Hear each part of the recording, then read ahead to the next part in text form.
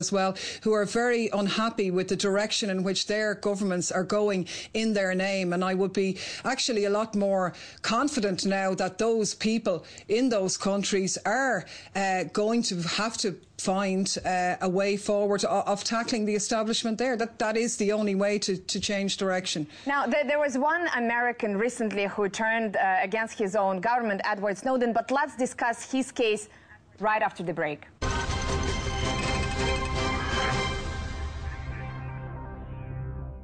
Welcome back to Worlds Apart, where we are discussing whistleblowers and the rule of law with Irish MP Claire Daly. Deputy Daly, just a few weeks ago, we learned that this unbreakable and unquestionable bond between America, Britain, and to some extent the rest of Europe doesn't really stop Americans from spying on their closest allies. And we've heard some European politicians expressing their displeasure or dismay, but I don't think it's enough to make Europeans really angry. And my question to you, what do you think needs to happen for Europeans and the Brits to actually start behaving like equal partners rather than blind followers of the American partners? What needs to happen? What bigger scandal we can have to actually make them angry? Well, you would think, wouldn't you? But it probably is indicative of the fact that a lot of the governments throughout Europe are probably just as bad and would probably like to engage in that surveillance on their own people as well. I think, you know, when you think about the scale of this scandal and what a sacrifice Edward Snowden has made by putting it in the public domain, I think it does enrage people. The problem is it's the people in power who are not enraged, because probably they agree with much the same policies that the US states are engaged in, and they would like to be doing similar things themselves. Mm-hmm. And I think some of them are actually doing. Just recently it was revealed that Britain and France may be engaged in similar surveillance programs. So it may be not such a big a deal after all. Exactly. Probably it is the scale of it, and it is ordinary people who should be and are justifiably outraged about this. But I think it is. It certainly has caused problems with Europe. There's no doubt. You know, the idea that the US are spying on the EU in a war against terror, that they're on the European Parliament headquarters. No, it's far more to do with trade and trying to get economic advantage. And you would think that they would be angered. But then we had France giving out about this, but then they divert the Bolivian aircraft with the Bolivian president on it, in, you know, bending the knee to the United States again. Mm-hmm. Yeah, I actually wanted to ask you a question about that, but before we go there, you called Edward Snowden an international hero, but it looks like very few countries, including the ones whose policies are not aligned with the United States, seize upon every legalistic technicality to avoid even considering his application. Why do you think that is? I think it is fear, and it is trying to appease US imperialism. And I do think, in fairness, obviously he is in Russia at the moment, but I think that Russia should say, give him the right to stay there. I have put out the call in Ireland that we should welcome him here. To be honest, I wouldn't trust our establishment that he would be safe if he did come here. But I think it is subservience to the United States as still, on the world stage, the dominant imperialist power. Many of these policymakers and politicians, when explaining why they don't want to consider Edward Snowden's application, refer to the rule of law. And of course, the rule of law is an important concept, but laws, international laws, have been stretched and circumvented in the past to launch wars or to authorize these massive surveillance programs. Do you think the extraordinary nature of Snowden's revelations warrants a more flexible approach to asylum procedures? I have argued that position in our Parliament. I think you are totally correct. I mean, this morning we learnt that the United States have sent a provisional arrest warrant to the Irish authorities because they believed that Edward Snowden was going to travel on a commercial flight from Moscow to Cuba, which would be stopping in Shannon. They never go on to an aircraft when the United States carriers land people, where there were people suspected being trafficked on rendition flights. Did they ask them about passports? The Irish government turned a blind eye on that. This is an extraordinary situation. Of course they could bend the rules. There was an example in 2002 when some Palestinians needed to be taken out of Israel following a siege in a church in Bethlehem. The EU gave asylum and protected and brought those people to 4 different European countries. I made the joke in Parliament, but it isn't really that funny, that in Ireland we gave passports to English footballers so they could apply and play for the Irish football team in the European Championships because we thought it was important enough. Surely Edward Snowden's life is a bit more important than that. So of course the rules, they always bend them when they want, and they could do it here. And I think this recent example of France and Italy, Spain, Portugal colluding to divert the plane of the Bolivian president and also search it without any warrant is another example of how international law and all sorts of procedures could be stretched or ignored, because the Bolivian president himself said that that was a gross violation of international law. Now, as far as I understand, at this point, there are no international warrants, no Interpol warrant to arrest Edward Snowden, and neither could there be one, because Interpol doesn't issue warrants for political crimes or suspected political crimes, and espionage is considered to be one. So if there is no legal ground for these countries to try to apprehend Edward Snowden, why do you think they're showing so much eagerness to assist the United States in their efforts to arrest him?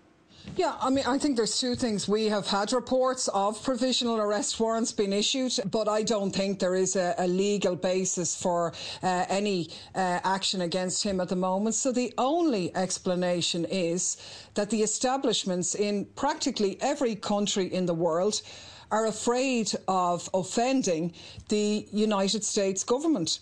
Now, they have a reason to be fearful because the United States are using its weight, its economic weight in some instances, and its military weight in others to intimidate those countries. I think we saw that graphically with Ecuador threatening to take their trade preferences from them if they were to give him asylum, and other countries are afraid to give him any asylum. Now, I don't think that's good enough, but that is the only explanation as to why it is happening. Now, given what you just said, the associated threats with helping Mr. Snowden, what do you think may actually happen to him? Because he has already explored his options with Russia and China. Some of the European countries like Ireland and other more neutral European countries also turned him down. What do you think may happen to him after all? I mean, do you think he will be ultimately forced to surrender to the US authorities? I really hope not, but it must be just an incredibly unimaginable situation to be in at the moment when he can really trust nobody. He doesn't know and has no assistance from any corner of the world, unlikely to see his family again. It is unbelievable. I think there should be an international outcry from all human rights organisations, from all decent people. A majority of American people believe that what he did was for the best reasons and was true patriotism, if you like. And anybody interested in civil rights and democracy should be shouting up in the hope that at least one country or one place would give him asylum. But I think I would be seriously worried, and I think the pressure needs to be stepped up in that regard. We are putting out that call in Ireland, but I would think and hope that, seeing as he is in Moscow, that, you know, he's probably safer there at the moment than he would be anywhere else. And I think he should be allowed to stay there, because I don't think the Americans will invade Moscow to get him. Well, hopefully not. Otherwise, they will be met with quite a forceful response. But if you think about that, life imprisonment in a penitentiary is not so much worse than being indefinitely confined to some capsule hotel at an airport terminal.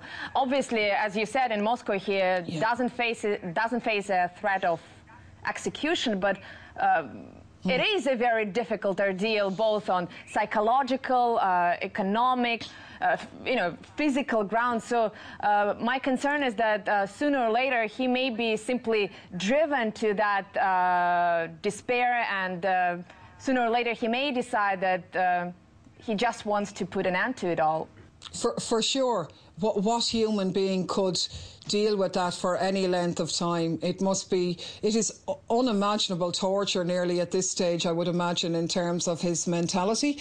So that cannot continue indefinitely, and at some point either something will have to break. Either enough pressure is built up so that some country does agree to take him and a means are found for getting him there, or alternatively then he will have to hand himself over to the authorities. But when he sees what has happened to Bradley Manning and other whistleblowers, he knows that he is going, to a very serious, unpleasant place where persecution and torture await him. So you can imagine the mental stress that he is currently under, which puts the duty on all of us around the world to be shouting a bit louder for an intervention to be had from somewhere.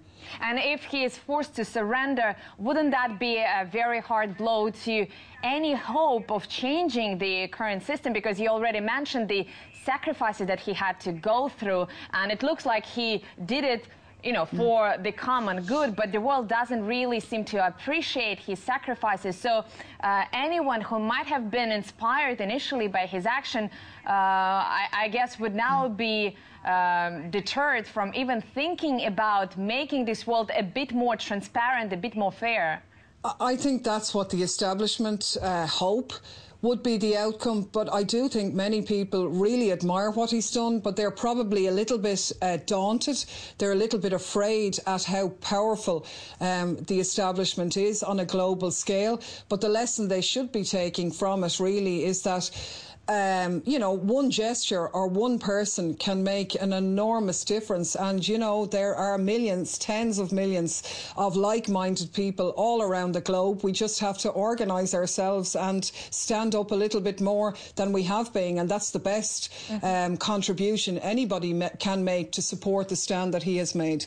And that leads me to my final question. You also seem to be the one who is trying to change the world, not in a pompous way, but, through your work in the parliament, through your work in the community, also by being vocal about the injustices. But do you feel like your efforts are really paying off? Because it seems like the more the system is challenged, the more entrenched it becomes.